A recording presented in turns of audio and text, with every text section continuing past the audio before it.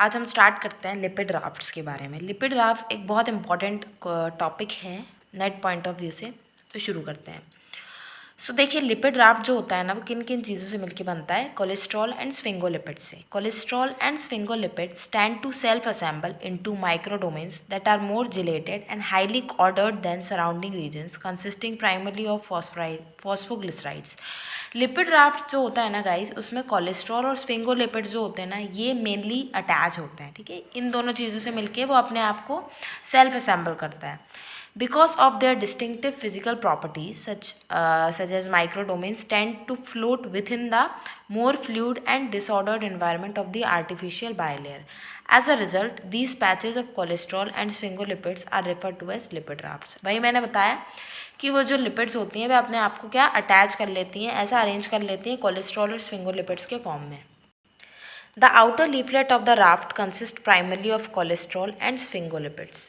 देखिए गाइस, क्या होता है, जैसे फॉर एग्जांपल मेरे पास लिपिड बाइलेयर का स्ट्रक्चर है। ठीक है, लिपिड हमने देखी है, तो मेरे पास यहाँ पे डायग्राम हो तो मैं आपको बताऊँ। इसमें देख सकते हैं आप, जैसे क्या होता है कि हमारे पास में मान लो ये लिपिड है। ठीक है, ये स्ट्रक्चर है, ये दो टेल लगी हुई हैं फैटी एसिड की और एक ये हाइड्रोफिलिक हेड है। ठीक है, क्या होता है, ये है ना, ऐसे बहुत सारे मॉलिक्यूल्स अरेंज होते हैं एक स्ट्रेट लाइन में। ठीक है, ये तो मिसेल का फॉर्मेशन है, ये मत देखिएगा, मैं आपको एग्जांपल से बता रही हूँ कि क्या होता है। वो जो टेल्स होती हैं लिपिड बाइलेयर की, वो सब अरेंज होती हैं। अब इनको क्या होता है ना, इनको बीच बीच में कुछ मॉलिक्यूल्स चाहिए होते हैं ताकि वो एक प्रॉपर स्टेबल स्ट्रक्चर बना सकें। तो जो हमारा कोलेस्ट्रॉल मॉलिक्यूल है, वो स्टेबल स्ट्रक्चर, जो उनके बीच में खाली वॉइड्स होती है ना, उनको फिल करता है और स्टेबल स्ट्रक्चर बनाता है। इसलिए हमको कोलेस्ट्रॉल मॉलिक्यूल की ज़रूरत होती है। ठीक है, तो वही मैंने आपको बताया कि जो कोलेस्ट्रॉल होता है वो क्या काम करता है। फिर the lipids in the outer leaflet of the raft have an organizing effect on the lipids of the inner leaflet. Outer leaflet of the raft जो लिपिड्स होती हैं, उनमें ऑर्गेनाइजिंग इफेक्ट होता है इनर लीफलेट का। ठीक है, as a result the inner leaflet raft lipid consist primarily of cholesterol and glycerolphospholipids. Inner leaflet tend to concentrate lipid anchored proteins such as SRC kinase that are involved in cell signaling. ये एक example है, important है again. फिर lipid rafts क्या होते हैं? Lipid micro environments on the cell surface known as lipid raft also take part in this process. Lipid raft containing a given set of proteins can change their size and composition in response to extracellular stimuli.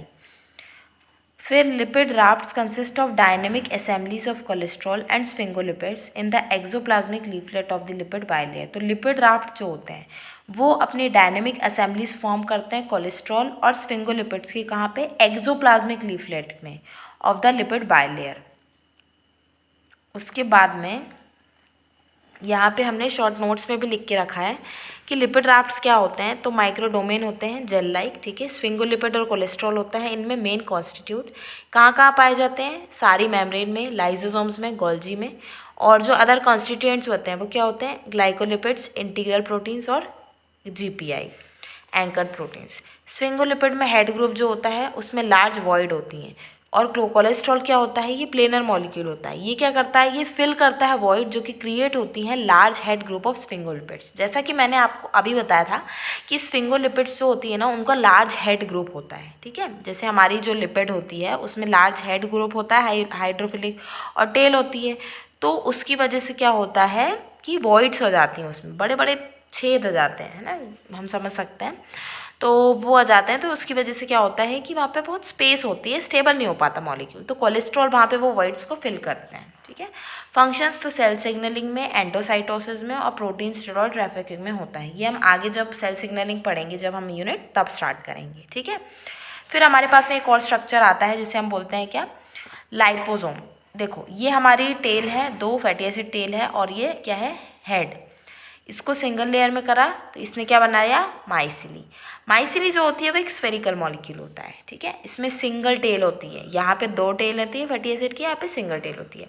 Liposome जो होता है ना, ये artificially हम produce करते हैं. ये drug delivery vehicle है. क्वेश्चन आ चुका है कि लाइपोसोम क्या है, तो ये एक ड्रग डिलीवरी व्हीकल है, इसको हम as a drug delivery use करते हैं.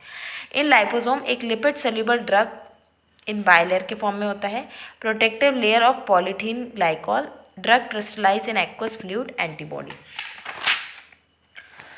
नाउ अब आते हैं मेम्ब्रेन प्रोटीन्स पे, ठीक है। तो गाइज लिपिड राफ्ट इतना ही था, इसमें ज़्यादा चीज़ें नहीं होती हैं। हम PYQs देख लेंगे किस टाइप से क्वेश्चंस आए हैं। फिर मेम्ब्रेन प्रोटीन्स हम पढ़ते हैं। मेम्ब्रेन प्रोटीन्स क्या होती है? So depending on the cell types and the particular organelle within that cell, a cell membrane में contain hundreds of different proteins. देखो सेल किस तरीके का है और पर्टिकुलर ऑर्गेनेली उस सेल में कैसी है, उसके बेसिस पे ये डिपेंड करता है कि प्रोटीन जो होते हैं ना मेम्ब्रेन प्रोटीन वो किस टाइप के हैं। Each membrane protein has a defined orientation relative to the cytoplasm so that the properties of one surface of a membrane are very different from those of other surface. Each membrane protein has a defined orientation relative to the cytoplasm so that the properties of one surface of a membrane are very different from those of other surface. इसी को हम बोलते हैं sightedness. तो ये guys एक phenomena होता है साइडनेस, इसको भी याद रख सकते हो। इंपॉर्टेंट चीज़ क्या है कि इंटीग्रल प्रोटीन्स क्या होते हैं। सबसे एक टर्म है छोटा सा, प्रोट्यूट। प्रोट्यूट मतलब होता है बाहर निकालना, किसी भी चीज़ को बाहर निकालना, ठीक है।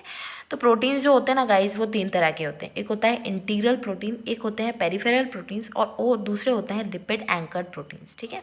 इंटीग्रल प्रोटीन्स क्या होते हैं? That penetrate the lipid bilayer. Integral proteins are transmembrane proteins that penetrate entirely through the lipid bilayer and thus have the domain that protrude from both the extracellular and cytoplasmic side of the membrane. Some integral proteins have only one membrane spanning segment, whereas others multi-spanning. Genome sequencing studies suggest that integral proteins constitutes 25 to 30% of all the encoded proteins and roughly 60% of all current drug targets. तो देखो integral proteins क्या होते हैं, ये penetrate करते हैं सबसे पहले तो लिपिड बायलेयर से, ठीक है। इंटायरली बायलेयर से क्या करते हैं? पेनिट्रेट कर जाते हैं। फिर उनमें जो डोमेन्स होते हैं वो बोथ एक्स्ट्रा सेलुलर और cytoplasmic side of the membrane से प्रोट्रूड करते हैं, मतलब बाहर निकल सकते हैं, ठीक है। कुछ इंटीग्रल प्रोटीन्स होते हैं जिसमें सिर्फ एक मेम्ब्रेन स्पैनिंग सेगमेंट होता है और कुछ होते हैं जिसमें मल्टीपल वो स्पैनिंग होता है। तो ये गाइज मैं आगे समझाऊंगी आपको अच्छे से सेल सिग्नलिंग में, जब हम GPCR RT सिग्नलिंग पढ़ रहे होंगे तब। क्या होता है GPCR जो होता है हमारा जी प्रोटीन कपल्ड लिंक रिएक्शन, उसमें 7 मेम्ब्रेन है, 7 टाइम पास मेम्ब्रेन, उसको हम सर्पेंटिन बोलते हैं। मतलब जो लिपिड बायलेयर की मेम्ब्रेन होती है ना उसको वो 7 बार प्रोटीन क्रॉस करता है, ठीक है। अब वो कैसे होगा वो हम आगे पढ़ेंगे नेक्स्ट जो हमारी आगे वाली यूनिट है उसमें। इसमें हमें बस थोड़ा थोड़ा पढ़ना है। पेरिफेरल प्रोटीन्स क्या होते हैं? तो ये हमारे आउटसाइड होते हैं लिपिड बायलेयर के। पेरिफेरल मतलब कि कॉर्नर पे, है ना, पेरीफेरी पे, ऑन आइदर द साइटोप्लाज्मिक और extra cellular side, yet are associated with surface of the membrane by non covalent bonds, ठीक है। तो ये नॉन कोवलेंट बॉन्ड से एसोसिएटेड होता है। कौन से? हमारे पेरिफेरल प्रोटीन। उसके बाद में आते हैं लिपिड एंकर्ड प्रोटीन्स, ये बहुत इंपॉर्टेंट है। They are located outside the lipid bilayer on either the extracellular or cytoplasmic surface, but are covalently linked to the lipid molecule that is situated within the bilayer. तो जो lipid anchor proteins होते हैं ये कहाँ पे होते हैं? Covalently linked होते हैं लिपिड मॉलिक्यूल से। मेम्ब्रेन प्रोटीन्स में हमने देखा अभी कौन कौन से होते हैं, 3 तरह के होते हैं, पेरिफेरल, ट्रांसमेम्ब्रेनियन इंटीग्रल और लिपिड लिंक, ठीक है। पेरिफेरल में होते हैं हमारे enzyme anchorage transporters, integral proteins में अल्फा हेलिक्स बीटा बैरल, ठीक है, और लिपिड लिंक में फैटी एसाइलेटेड, प्रीनाइलेटेड और GPI एंकर्ड। ये हमारा एक फ्लो चार्ट था, उसके बेसिस पे हमने करा है। अब जो हमारे ये प्रोटीन्स है ना इसको मैंने और डिटेल में पढ़ाया है गाइस, ये और डिटेल में बताया हुआ है कि किस तरीके से उनका अरेंजमेंट होता है, कौन कौन से प्रोटीन्स इसमें और आते हैं, ठीक है। इसको हम देख लेते हैं कितना है ये। कुछ मिसल्स फॉर्म करते हैं, है ना, डिटर्जेंट्स हम इसमें पढ़ते हैं, RBC के बारे में इसमें पढ़ते हैं, बहुत सारे एग्जाम्पल्स होते हैं। बट गाइज मैं ये चाह रही हूँ मैं आपको सिर्फ वो पढ़ाऊँ जो कि हमारे नेट पॉइंट ऑफ व्यू से इम्पॉर्टेंट है, क्योंकि मेरे पास नोट्स बहुत सारे हैं, मेरे पास MSc के नोट्स भी हैं प्लस मेरे पास नेट के नोट्स भी हैं। तो अगर हम ज़्यादा पढ़ेंगे तो हमें समझ में नहीं आएगा, इसलिए हम सिर्फ इम्पॉर्टेंट चीज़ें पढ़ेंगे। ओके, सो लिपिड लिंक प्रोटीन जो होते हैं ना उसमें क्या होता है, एक आउटसाइड में होता है और एक इनसाइड में होता है, जिसे हम साइटोसोलिक डोमेन बोलते हैं, ठीक है। आउटसाइड में जो होता है वो होता है GPI। अब इसमें जो इम्पोर्टेंट है गाइस वो याद रखने वाली चीज़ है कि इसमें बॉन्ड कौन से होते हैं, ठीक है। GPI में हमारा होता है अमाइड बॉन्ड जो कि C टर्मिनल पे प्रेजेंट होता है, ठीक। साइटोसोलिक में फैटी एसाइलेटेड होता है और प्रीनाइलेटेड होता है, ठीक है। फैटी एसाइलेटेड जो होता है उसमें आता है मिरिस्टॉइल और पाल्मिटॉइल। मिरिस्टॉइल में अमाइड लिंकेज होता है जो कि ग्लाइसिन का होता है। पाल्मिटॉइल में थायो ईस्टर लिंकेज होता है जो कि सिस्टीन पे होता है, ठीक है। उसी दूसरी तरफ देखें तो जिरेनाइल होता है, ये 20 कार्बन का मॉलिक्यूल होता है, इसमें थायो ईथर बॉन्ड होता है जो कि सिस्टीन पे होता है, और फार्नेसाइल रेसिड्यूज होते हैं जिसमें कि क्या होता है, ये होता है CAAX, ठीक है।